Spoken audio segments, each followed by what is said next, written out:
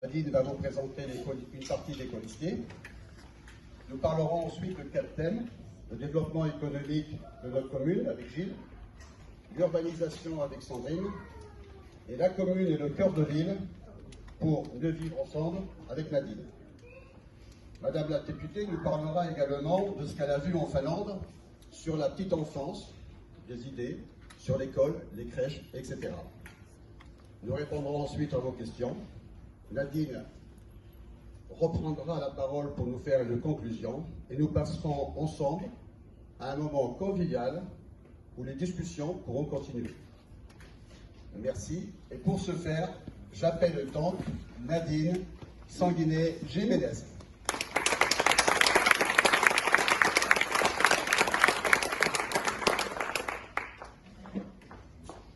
Madame la députée, mesdames, messieurs, bonjour. Je suis heureuse de vous accueillir aujourd'hui pour ouvrir une nouvelle page dans l'histoire de notre campagne pour les élections municipales de notre commune. À ce titre, je me permets de vous rappeler que les élections municipales se dérouleront dans 22 jours, plus exactement le 15 mars 2020 pour le premier tour. Je vous invite donc, les Inès et les Inés, à exercer vos droits et exprimer ainsi votre choix dans les urnes. Lors de notre dernière réunion, je vous avais présenté des colistiers qui composent notre liste aujourd'hui qui s'appelle Vivre mieux ensemble. Et aujourd'hui, je vais continuer à vous en présenter. Je vais appeler donc Guillaume.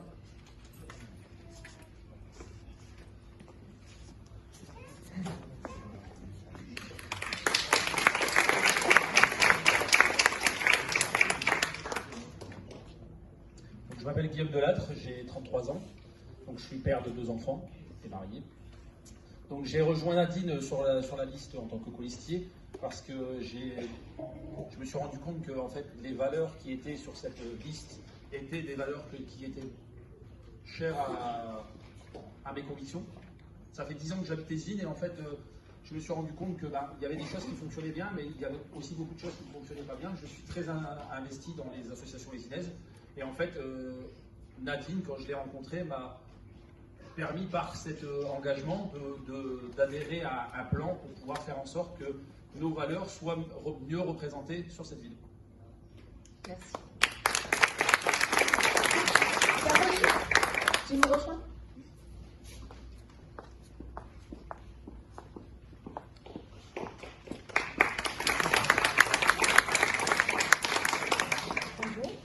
Je m'appelle Caroline Lallet,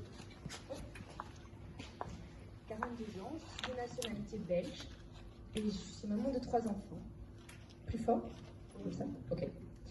Nous vivons à Lésine depuis 3 ans, donc je suis toute nouvelle. Je fais partie de la FCPE de l'école du Bourg. Je suis kinésithérapeute en handicap moteur chez les enfants.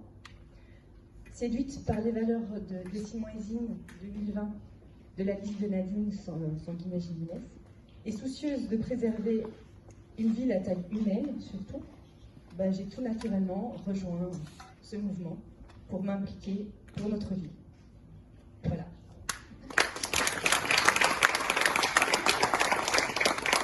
Laurent Oz.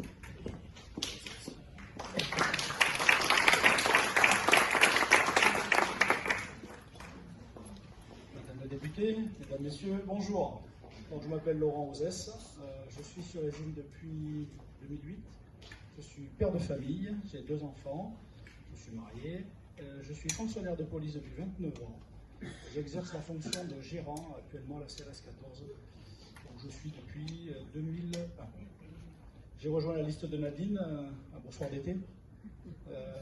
Les valeurs humaines, voilà, moi je retiens surtout les valeurs humaines, une femme courageuse et beaucoup de convictions qui vont dans mon sens. C'est pour ça que je l'ai rejoint. Merci. Annie.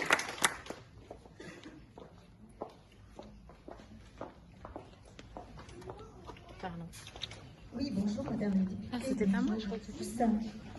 Eh bien, je m'appelle Annie Lépine et je suis retraitée. Je suis sans doute une des plus âgées de la liste. Mais tant pis, c'est comme ça. Alors, j'ai derrière moi une carrière d'enseignante, en école primaire notamment. Et maintenant, à la retraite, je ne peux pas m'empêcher de retourner un petit peu dans les écoles. Je fais partie d'une association qui s'appelle Lire et faire lire. Et je fais la lecture aux enfants et j'essaye de leur donner le goût de la lecture, ce qui est assez important à mon avis. Je vais aussi à l'association familiale des îles. Je suis très occupée. Ça fait 45 ans que j'habite à Ézine. Et ça fait 45 ans que je souffre un petit peu lors des élections parce que c'est pas tout à fait mon côté qui passe à chaque fois. Donc pour une fois, j'aimerais bien qu'il y ait autre chose qui se passe à Ézine. Je rejoins Nadine parce que je trouve qu'elle est authentique. D'abord, elle est nouvelle dans la politique, mais elle est très sincère. Donc je lui souhaite bonne chance.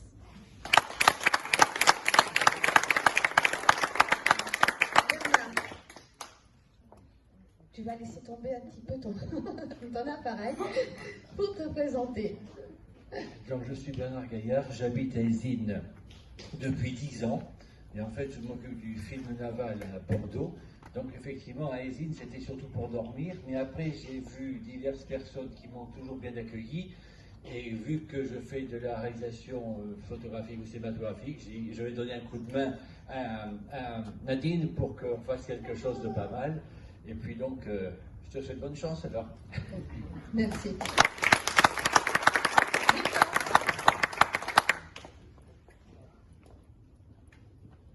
Bonjour, donc moi je m'appelle Victor Jimenez, donc je suis informaticien, j'ai 58 ans et je travaille dans le monde de la mutualité.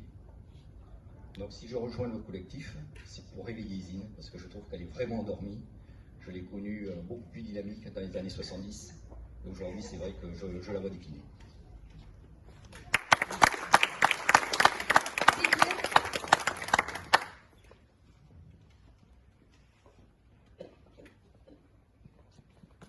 Bonjour à tous, Didier Mikhailichenko, j'habite à Ézine depuis 2004, mais je connais Ézine depuis très longtemps puisque j'étais au collège à Ézine il y a quelques années. Je suis marié, père de 2 enfants, je travaille dans l'aérospatial sur Saint-Médard. Pourquoi j'ai rejoint le collectif? Pour 2 aspects. Le premier, c'est que je trouvais que Ézine était beaucoup moins dynamique qu'avant, donc j'avais envie que cette ville redevienne un peu dynamique.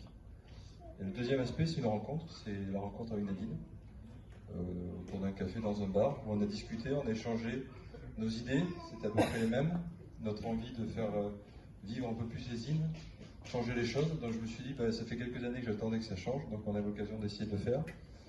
Donc voilà, on est parti pour le faire, et j'espère qu'on va y arriver. On va le faire ensemble. Voilà. Merci à vous.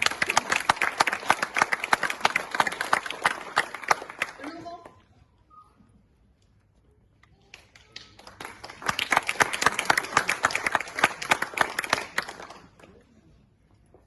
Bonjour à tous et bonjour à toutes. Alors, je suis Laurent Cigolotti, j'ai 48 ans, j'habite Ézine depuis 6 ans maintenant, avec ma compagne et nos 3 enfants.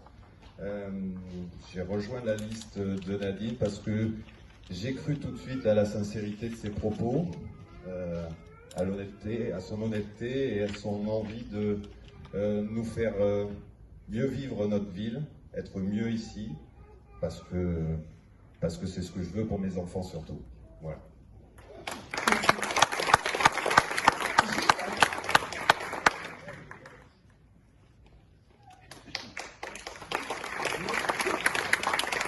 Gilles Moreau, j'ai 64 ans, je suis marié, 3 enfants et 3 petits-enfants. J'habite Ézine depuis 28 ans, quartier de l'Hippodrome. Et j'ai rejoint Nadine récemment parce que j'ai trouvé à travers son programme et l'équipe un juste milieu de modernité et de tradition qui me sont chers. Voilà.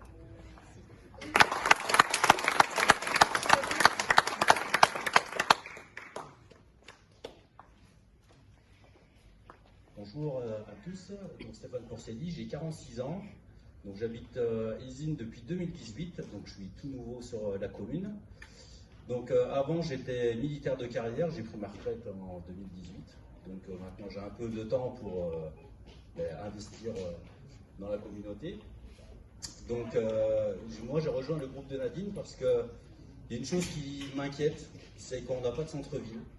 Et j'ai adhéré au programme de Nadine parce qu'elle a la conviction et la volonté de vouloir faire revivre le centre-ville, redynamiser Eysines et protéger aussi tous nos petits espaces verts et c'est super important, quoi. Donc je lui souhaite bon courage, bonne chance et puis on va le faire, quoi. On va le faire.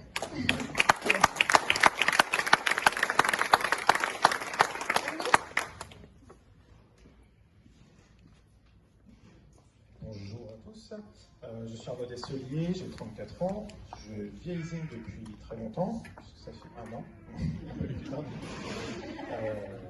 et Eysines, donc quand je suis arrivé, j'ai remarqué que c'était une ville qu'on quittait le matin, qu'on retrouvait le soir, et que c'était une ville qui n'avait pas de vie la journée, c'était une ville morte.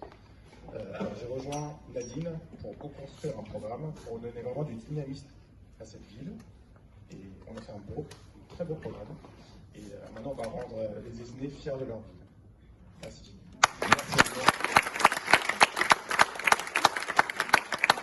Merci Nadine pour la présentation. Tu veux présenter Annie? Je n'ai oublié. D'accord. Excusez-moi.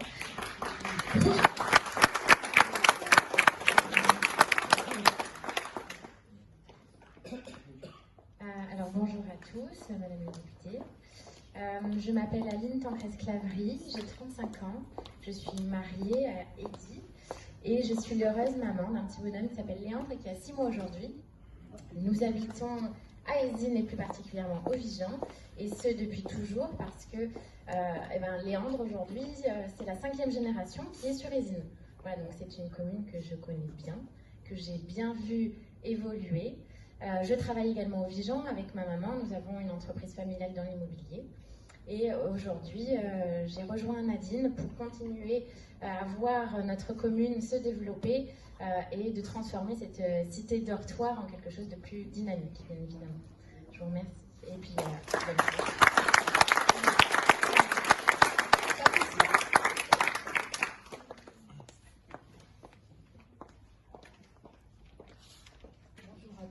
Je suis Madame Patricia, retraitée depuis peu. J'habite Eysines depuis presque 30 ans. Merveilleux chemin de Bosse. Je ne sais pas si vous connaissez. J'étais autrefois sur la liste de Madame Pelletan également. Et là, je rejoins Nadine pour ses convictions, ses valeurs, son honnêteté. J'espère qu'il y aura du renouveau. Merci. Merci.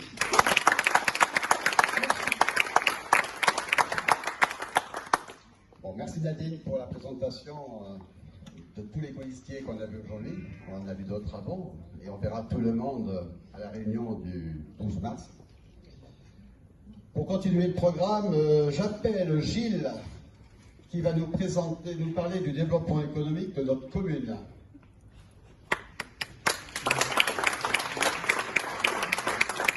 Territoriale des entreprises en concertation avec elles. Nous accompagnerons mieux les entrepreneurs et leurs entreprises dans leurs animations commerciales.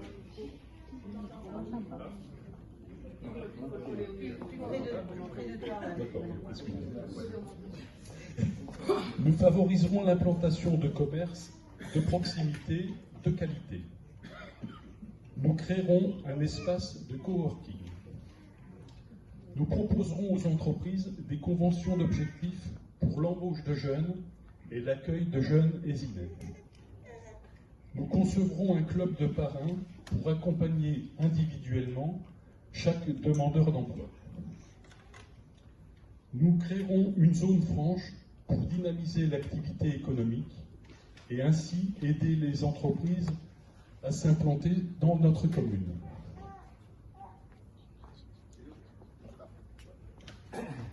Merci Gilles. J'appelle maintenant Sandrine qui va nous parler bien sûr de l'urbanisation de notre commune. Pour l'urbanisation de notre commune, nous mettrons en place une philosophie d'urbanisation qui donnera des lignes directrices claires et bien définies. Nous instaurerons une démocratie participative et de larges consultations entre les associations, les habitants, les promoteurs, les agents de la commune et les élus. Ensuite, nous bâtirons une nouvelle gouvernance avec Bordeaux Métropole, où ESIN sera un acteur majeur dans le cadre de la mise en place du projet d'aménagement et de développement durable et du plan local d'urbanisme métropolitain. Merci Sandrine. Maintenant, pour parler de vivre mieux ensemble dans notre commune et du cœur de ville, nous rappelons Nadine Sanguinet-Jiménez. Alors, depuis ces 12 dernières années, nous avons subi l'émergence de nouvelles inquiétudes. Il faut faire évoluer notre quotidien pour améliorer notre qualité de vie. Je vous propose le développement des circuits courts, favoriser la qualité de l'eau, optimiser la collecte et mieux organiser le tri des déchets. Lutter contre les difficultés quotidiennes, la sécurité, la mobilité et aussi l'économie. Si je suis candidate aujourd'hui, c'est aussi parce que je souhaite être le témoin privilégié de la renaissance de notre commune et plus particulièrement de la redynamisation du centre-ville et de ses équipements commerciaux. Pour notre troisième pilier, donc, je vais dessiner avec vous un cœur de ville. Nous désirons mettre à disposition un manager de centre-ville pour planifier, requalifier et développer cette partie de la ville. Nous étudierons la création d'une ou plusieurs zones avec exonération d'impôts, le ZFU, je ne sais pas si vous en avez entendu parler, mais ça permet de faire l'exonération des impôts sur le nombre d'années, au centre des îles pour favoriser l'installation notamment de commerces de bouche et d'artisans. Nous porterons une vraie politique de tourisme pour valoriser l'histoire de notre commune. Nous créerons une maison dédiée au patrimoine. Ce sera aussi notamment un lieu d'archives. Un conseiller municipal avec délégation au tourisme sera nommé. Nous créerons aussi un circuit pédestre touristique balisé. Je vais aussi vous parler aussi comment on pourrait dessiner ensemble notre commune. Nous développerons une vraie vie de quartier organisée autour des services de proximité. Avec vous, on va redessiner les quartiers. Aujourd'hui, on a 4 quartiers. Ils sont assez grands. Et on nous manque de créer cette proximité. Donc, le fait de redessiner ces quartiers, ça pourra recréer de la proximité ensemble, pour mieux vivre ensemble. Nous créerons aussi des conseils consultatifs. Nous mettrons en place une réelle démocratie participative de proximité. Nous organiserons des appels pour des projets citoyens. Nous installerons un ou une référente par quartier. Nous implanterons une maison de la famille où nous développerons des initiatives de convivialité, des rencontres, des projets intergénérationnels et un lieu de ressources pour les aidants naturels. Nous développerons le service d'aide aux démarches. Nous mettrons en place la charte Ville Handicap, car nous avons la ferme intention de nommer également un conseiller municipal avec une délégation sur l'handicap et l'inclusion sociale.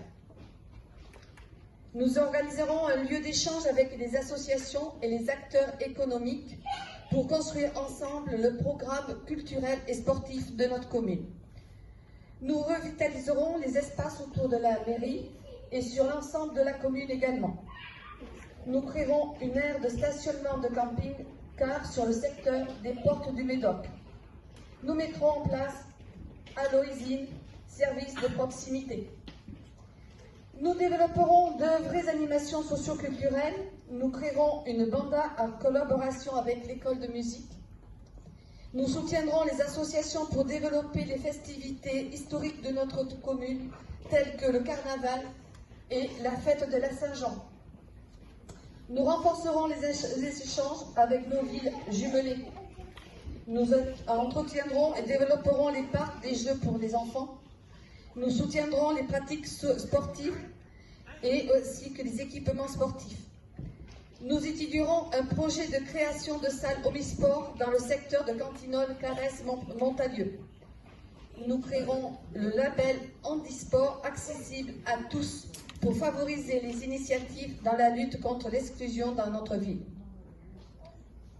Nos amis, les animaux, doivent aussi trouver leur place parmi nous et nous mettrons en place des espaces pour les chiens et nous apporterons des soutiens via des associations, des actions associatives. Nous mettrons en place des logements d'urgence pour les personnes en difficulté. Nous souhaitons renforcer et faciliter l'activité commerciale, notamment de proximité. Afin d'éviter l'exclusion et la solitude chez les personnes âgées, nous développerons des initiatives de convivialité et de rencontre. Notre ambition est simple, c'est de remettre les Aisinais et les Aisinaises au cœur de la vie de notre commune. Aujourd'hui, nous recevons, est avec nous Bérangère Couillard, donc députée de la 7e circonscription de la Gironde. Bérangère, tu t'es déplacée en Finlande dernièrement, si je me suis bien tenue informée de tes activités. Je suppose que tu as fait des rencontres incroyables. Et est-ce que tu peux nous expliquer en quelques mots comment fonctionnent les crèches? Car il semblerait qu'en Finlande, les horaires soient adaptés à l'activité des parents. Elles sont ouvertes apparemment 24 heures sur 24. Chaque enfant a droit à une place, automatiquement.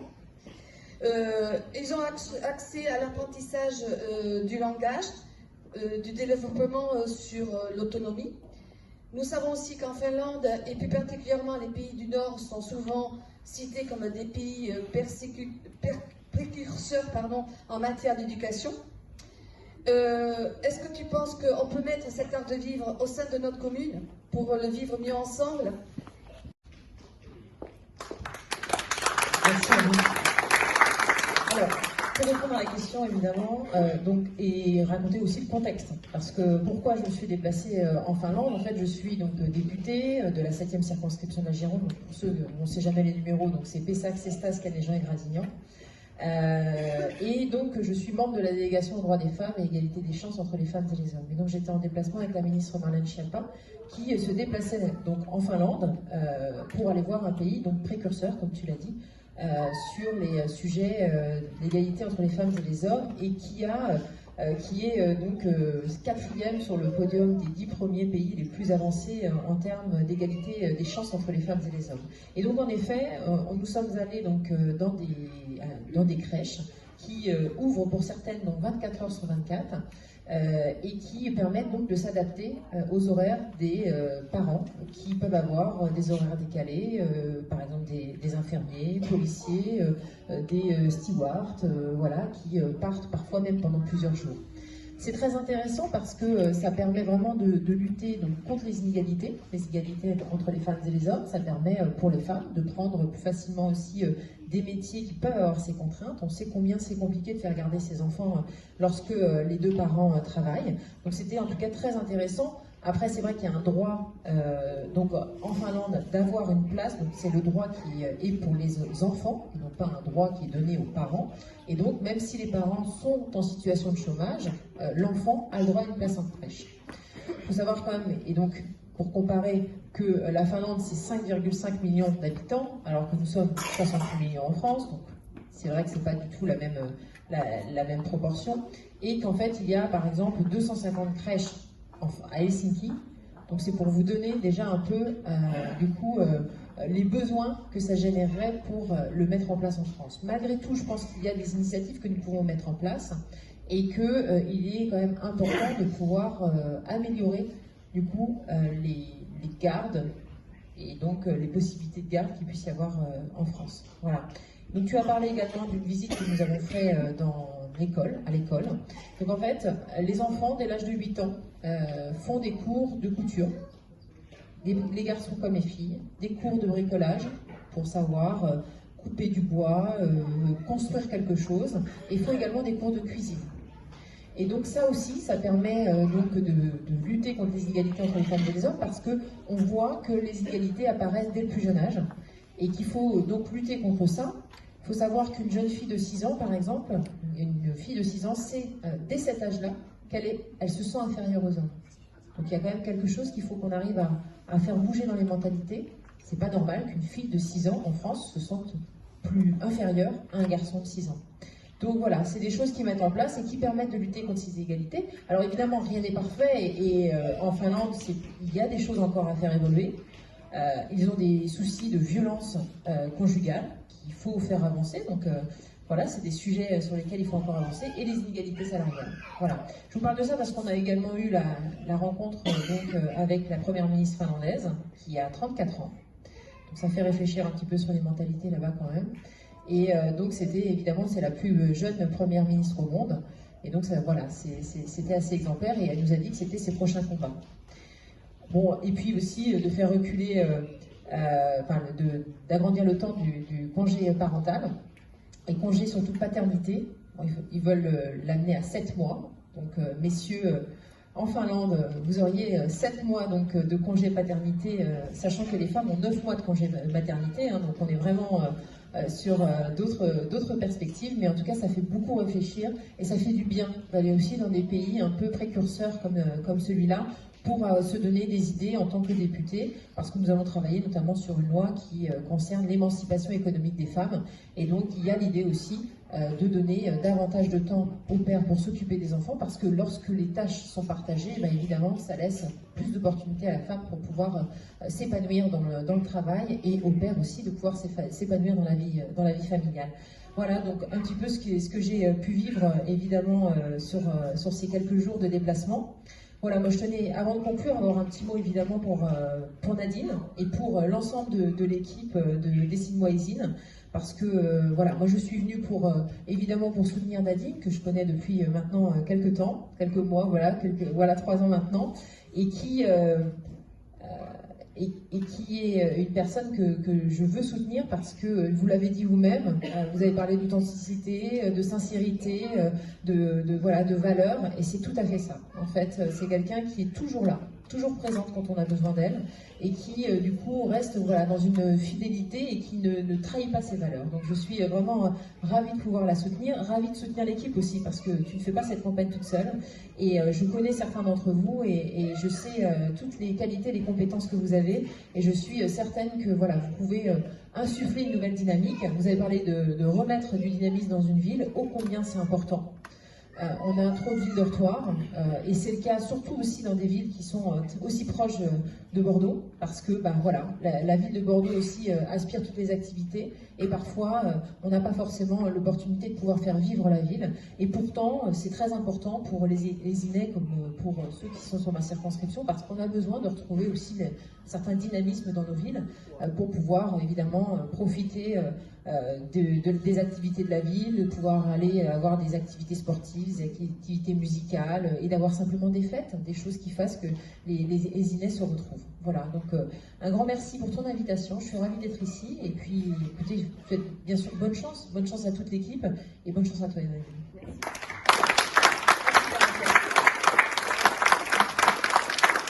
Merci Madame la députée.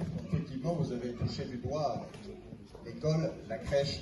Beaucoup des Inéis vous en parlez, des horaires, de la flexibilité des horaires, des parents qui courent le matin et qui courent le soir, pour les enfants, aussi bien pour l'école primaire que le problème des places en crèche. Voilà, c'est un sujet qui a été remonté et qui sera revu.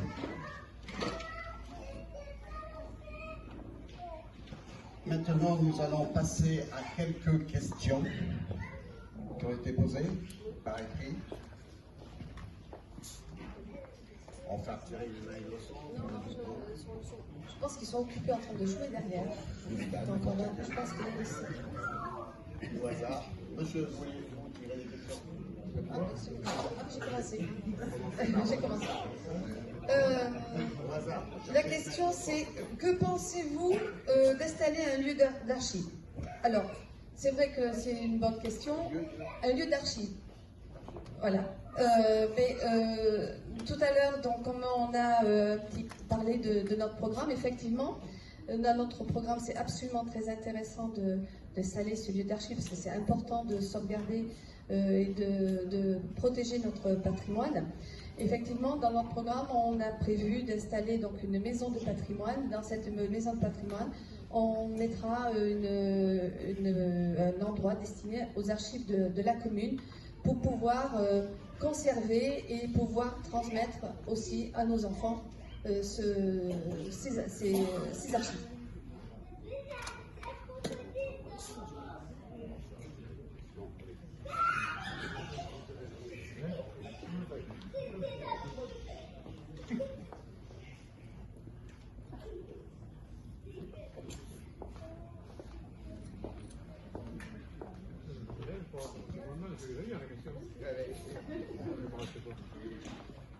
L'insécurité augmente à Eysines. Avez-vous prévu quelque chose pour y remédier? Je vais demander dans ce cas-là à Laurent d'y répondre.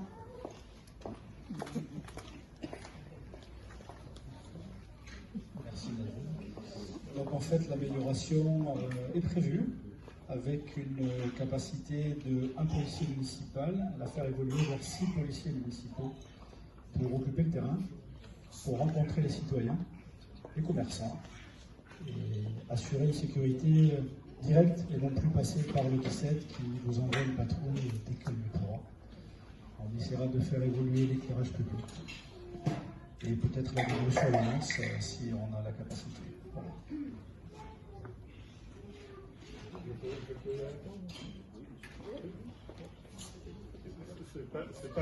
C'est pas une question que j'ai posée, mais il est vrai que cette insécurité, bon, je suis assez ancien et je me souviens quand j'étais plus jeune, on voyait régulièrement des gardes champêtres, je crois que c'est dans lequel commune, gardes champêtres, ou des policiers dans les rues. Et il arrivait quelque chose à une personne, à une dame, ou à un homme, ou à un enfant, on voyait autour de nous au moins 1 ou 2 policiers ou gendarmes. Actuellement, vous circulez même dans Bordeaux, c'est les forces de police sur le terrain, les forces de gendarmerie, on ne les voit jamais.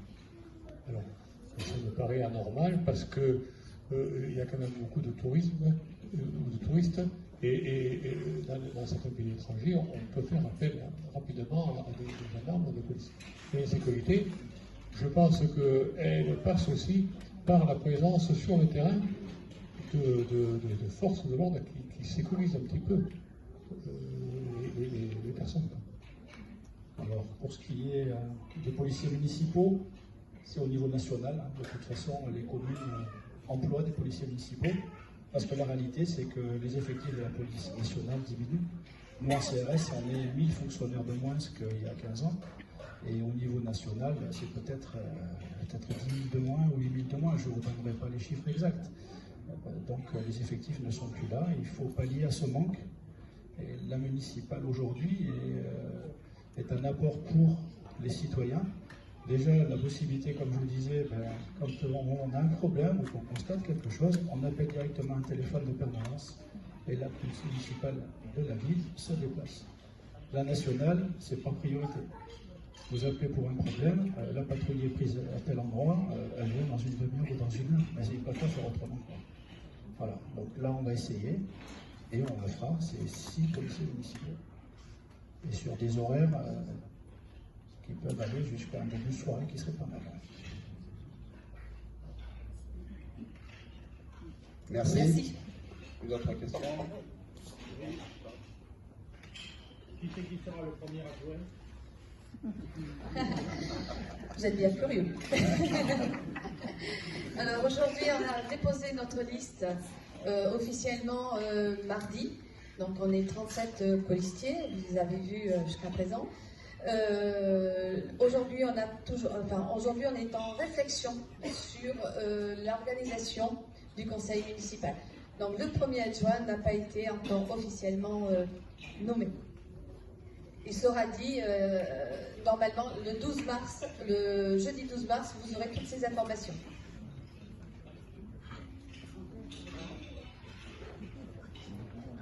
Concernant les personnes âgées, qu'avez-vous des préjugés? Parce que finalement, on n'en parle pas beaucoup et il y en a quand même pas mal sur les réseaux. Alors, pour les personnes âgées, on a prévu dans notre programme de la proximité, c'est-à-dire que notamment pour les déplacements, on a observé qu'il y avait des difficultés à se déplacer. Donc nous allons mettre en place un moyen de déplacement à la demande pour les personnes, pour les seniors et pour les personnes à mobilité réduite handicapées. Tout à fait, il y aura, ce sera pour les deux catégories. Voilà, il y aura des activités, ça je vous l'ai dit tout à l'heure, il y aura aussi des activités dans une maison de quartier, il sera développé des activités intergénérationnelles. Merci mesdames, merci monsieur Nadine. On va pas demander à Oscar, s'il n'y a pas d'autres questions, de venir nous rejoindre. Voilà. Oscar nous a déjà conçu un jeu vidéo et là il va nous parler d'un nouveau dispositif de ce jeu. Il va nous le présenter. Oui, bonjour à tous. Alors moi, ça fait quelques temps que je connais Nadine, maintenant, ça va faire plus d'un an. J'ai rejoint son équipe, alors j'ai une histoire un peu particulière avec Ezine, puisque j'ai travaillé dans la commune, pour la commune il y a quelques temps. Je trouve que c'est un territoire avec des habitants voilà, tout simplement passionnant. Je restais vraiment rattaché à cette collectivité et du coup, quand Nadine m'a demandé de la rejoindre, de voir quelques éclaircissements sur ce qui s'est passé, sur comment c'était géré, ce qui pouvait être amélioré, tout ça. Naturellement, les dialogues s'étaient établis entre nous et puis après, la confiance a fait qu'on a terminé à travailler ensemble bien étroitement.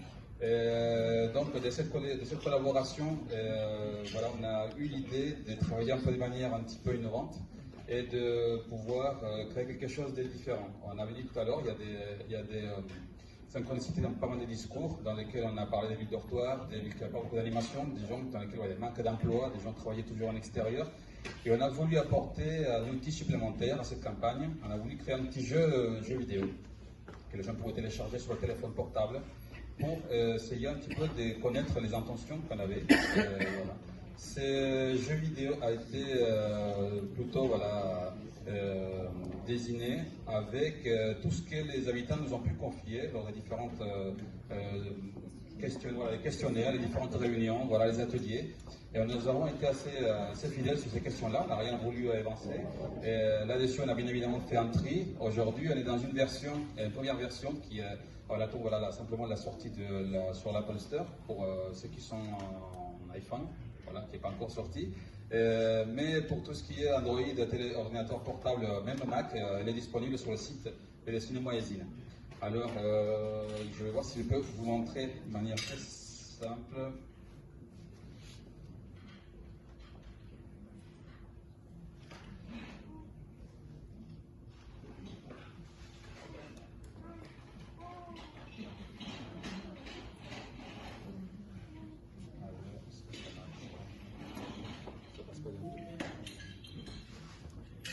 Alors, donc, quand vous allez sur Google, simplement, vous tapez Révolution Siertema. Révolution Siertema, c'est le nom qu'on a voulu donner à ces jeux-là. Alors, deux mots assez forts, en quelque sorte, les premières révolutions. Certains diront pourquoi révolution, on ne voit pas. Parce que ce qu'on voulait faire, c'était changer, inverser ce qui se passe aujourd'hui dans la collectivité, dans la commune. On voulait donner la parole aux habitants, aux citoyens, que les gens puissent véritablement, parce que c'est ça surtout la volonté Nadine, que les gens puissent s'exprimer. Et que voilà, tout ce qu'ils ont sur le cœur, ils avaient envie, tout ce qu'ils avaient pour apporter comme dynamique, puisse remonter. Donc on voulait changer les choses. On voulait vraiment ouvrir le dialogue et que tout le monde puisse avoir la parole. Et Siertema, comme beaucoup d'entre vous le savent, c'est le nom de la variété de la pomme de terre d'Ezine, tout simplement. Donc on a voulu mélanger ces deux mots et donner une identité voilà, plutôt particulière au jeu, bien affirmée. Et si on arrive à... Je ne vais pas passer, vous pourrez le voir. Sinon, donc, vous tapez simplement Révolution Siertema sur vous savez, les magasins de votre téléphone portable pour installer les applications, ou sur Google. Sinon, vous l'avez sur le site des Cinéma Ezine également. Si vous allez sur le Cinéma Ezine, vous avez l'application avec l'icône pour le télécharger. Ça passe pas.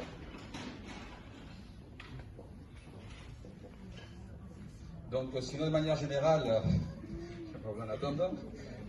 On a fait 4 niveaux différents avec 4 quartiers et on a essayé d'orienter vraiment les questions dans le jeu, les cartes, avec les problématiques de chaque quartier. C'est un jeu très simple, avec 2 propositions d'une carte qui arrivent. Donc à gauche, vous la validez ou l'invalidez, vous avez un dialogue, et vous avez des jauges au-dessus qui indiquent si la jauge que vous avez choisie, par exemple, le taux de chômage à l'usine est de 14%, 14,6%, on a dit 14% des plus importants de la métropole.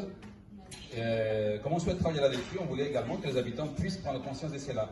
Et donc on demande, est-ce qu'on travaille véritablement sur cette question-là, ou est-ce qu'on se fout, on se dit que c'est très bien comme ça, continuer à faire du social pour maintenir le clientélisme en quelque sorte. Donc on a dit, travaillez là-dessus. Quand vous choisissez de travailler dessus, vous avez une forte incidence sur forcément la partie financière. Voilà.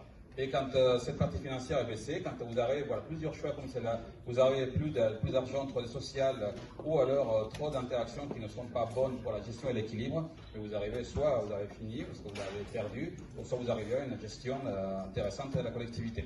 Voilà, donc l'idée c'est de mettre un peu l'habitant à la place du maire, en sachant qu'il y a pas mal chaque volonté politique a une incidence sur la gestion financière, sociale, sportive, transport ou au niveau de la santé pour les habitants, et que du coup, tout le monde puisse prendre conscience. Donc on travaille sur une deuxième version aujourd'hui, qui va bientôt sortir, on attend juste la Polster, pour avoir donc les autres quartiers développés ouverts à tous. Et après, on essaiera de faire aussi également la possibilité de pouvoir nous communiquer, si vous le souhaitez, simplement vos résultats, simplement pour savoir qu'est-ce que vous avez préféré, si vous avez voulu plus de culture, plus d'éducation, plus de la santé. Donc ce sera après à vous de nous le dire, et avec ça, nous on étudiera aussi également tous les résultats. Voilà. Donc on n'aura pas d'image. Désolé, mais en tout cas, si vous allez sur Google...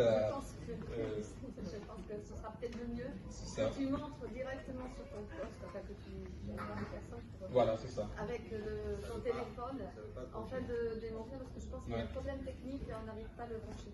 Donc voilà, je vous le remettrai ici sur l'ordinateur ouvert pendant que vous allez tout à l'heure faire quelque chose et voilà. D'accord? Merci Oscar, et le temps que le problème technique soit réglé. Maintenant, Nadine Sanguinet-Jiménez va nous faire un mot de conclusion de cet après-midi avant de passer à un agréable café convivial que je vois là qui se prépare. Notre programme est, ne l'oublions pas, votre programme. C'est ensemble et au cours de ces derniers mois que nous l'avons construit. Les idées développées sont vos idées, celles que vous avez bien voulu nous confier lors des questionnaires, voici un peu plus d'1 an, et dont nous avons débattu lors des 6 derniers ateliers participatifs des dernières semaines. Votre programme, notre programme, est avant tout un programme où l'humain est au cœur du projet.